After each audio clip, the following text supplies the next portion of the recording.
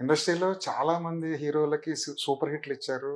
చాలా మంది హీరోలు నిలబడ్డారు మీ సంస్థలో.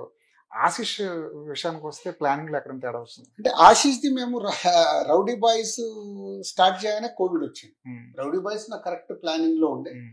లక్కీగా కోవిడ్‌లో దాటేసి సడన్‌గా రిలీజ్ సంక్రాంతికి పెట్టేశాము. హ్మ్. సో అప్పుడు 50% ఆక్యుపెన్స్‌లో దానికి రావాల్సింది రీచ్ అయ్యాడు. హ్మ్. తర్వాత సెల్ఫిష్ సుకుమార్ నేను కలిపి ఇగో ఇది ఇలా క్యారెక్టరైజేషన్ బేస్డ్ చేద్దాం అనుకొని మొదలు పెట్టాము. అది ఒక 50% సినిమా అయ్యాక చూస్తే ఎక్కలా. నో ఇది కరెక్ట్ కాదని సుకుమార్ నేను హోల్డ్ చేసి మళ్ళీ చెక్ చేసిన తర్వాత డెసిషన్ తీసుకుందామని దాన్ని అలా హోల్డ్ చేశాం. సో ఇలా లేట్ అవుతుంది కానీ సంథింగ్ డిఫరెంట్గా ట్రై చేద్దాం అనుకున్నప్పుడు లవ్ మీ చేశాడు. అది టోటల్ మిస్ ఫైర్.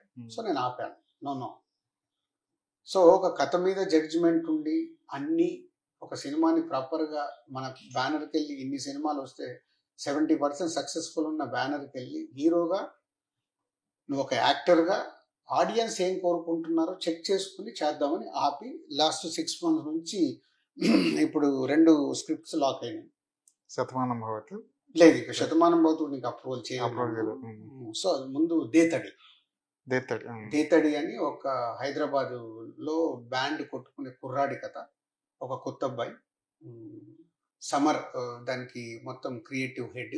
సమర్ అంటే నాగశ్విన్తో వర్క్ చేస్తారు. టోటల్గా వర్క్ చేస్తూ ఈ సినిమాకి చేస్తున్నాడు. They are taking care.